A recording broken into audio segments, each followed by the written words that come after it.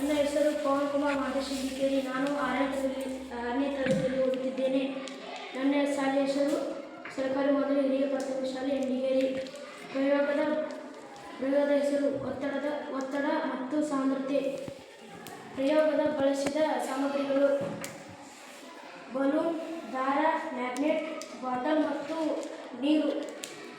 ಬಾಟಲನ್ನು ಒತ್ತಿದಾಗ ಅದು ಒತ್ತಡಕ್ಕೆ ಒಳಗಾಗಿರುತ್ತದೆ. ಸಾಂದ್ರತೆ ಮತ್ತು ಹೆಚ್ಚುತ್ತದೆ.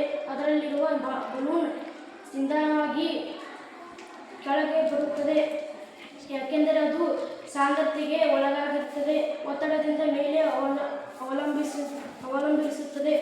ಈ ಸರಳ ಪ್ರಯೋಗವನ್ನು ಆರ್ಕಿಮಿಡೀಸ್ ಸಿದ್ಧಾಂತ ಮತ್ತು ಬಾಯಿಯಲ್ ನಿಯಮಗಳನ್ನು ಸರಳವಾಗಿ ಅರ್ಥ